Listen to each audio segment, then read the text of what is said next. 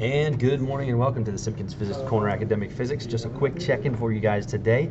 Remember our big ideas for free fall and toss-up. A position time graph for an object that is always accelerating is always curved, like that. And that's because the slope is the speed of a position time graph, or the velocity, and the velocity is going to be changing. And if the velocity is changing, the slope is changing. If the slope is changing, the graph is curved. Second, the velocity time graph can be used to find acceleration if you take the slope.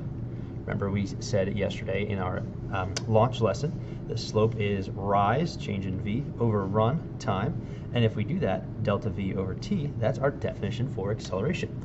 So you can find the acceleration from a velocity time graph by doing rise over run. Free fall objects undergo a constant acceleration of 9.8 meters per second squared, and I'll put a negative there because it's down, but remember we often round it to 10 when we talk about the concepts like we will today. That means that for every 1 second that passes, your speed changes by 10 meters per second.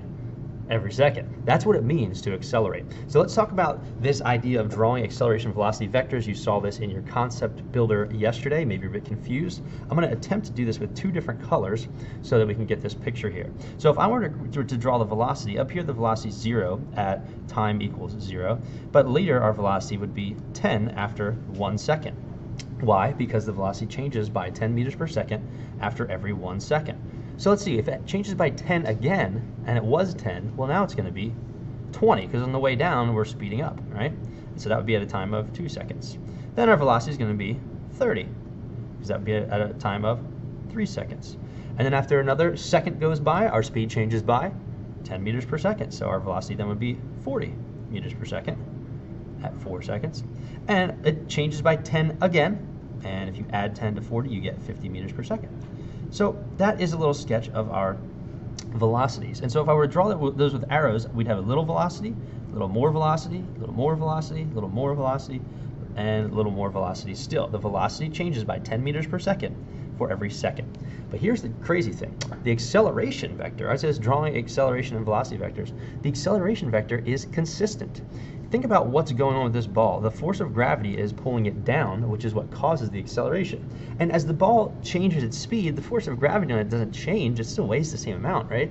So it's going to be accelerating at the same rate the whole time. So actually, if I were to draw the acceleration vectors, I'll draw them off to the side. It would just be the same size arrow in the same direction the entire time. So as you guys do your concept builders, keep that in mind when you're trying to select the right choices for those. Let's talk about if we toss it up into the air. Here's one of our crucial points. You can see this is labeled right here. Remember at the top, ladies and gentlemen, yes, you take a break. Yes, your velocity is temporarily 0 meters per second. So our velocity is that 0 meters per second at the top. But you don't just stop and float at the top. You accelerate back downwards. And what that means is the acceleration at the top of our path of our projectile is still that negative 9.8 or 10 meters per second squared down. So if I were to draw the velocity vectors here, we'd have an upward velocity, and then we'd have a less upward velocity, we'd have a velocity of 0, and then we have a downward and an even more downward velocity. So for this one, our velocities would be 20, 10, 0, negative 10, and negative 20. Again, the velocity changes by 10 meters per second every second. What doesn't change, however, is the rate of acceleration. So on the way up, our acceleration is 10 meters per second squared down, and then it's still 10 meters per second squared down, and then it's, guess what? Still 10 meters per second squared down. And what is it later, though? It's 10 meters per second squared down. How about the last spot? 10 meters per second squared down. These are the big ideas. The acceleration is constant. Velocity is always changing. So here's what I want you guys to do for me today to show that you know this. You can have a little fun with this. You can use the draw tool, or you can do this by hand and upload a picture.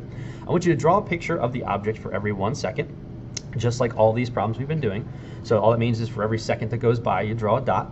I want you to label each position with a velocity, an arrow indicating direction, and a number representing magnitude, and then also with the acceleration. So let's consider this scenario. I'll do the first one spot for you.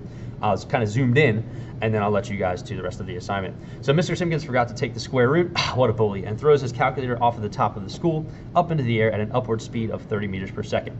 If the calculator hits the ground below 8 seconds later, draw a diagram indicating the velocity and acceleration at each 1 second interval.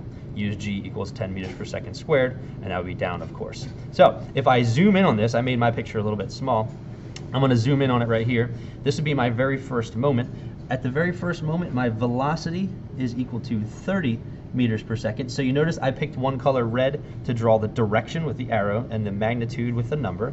And then I'm also going to draw a vector to represent the acceleration, which is -10 meters per second squared down.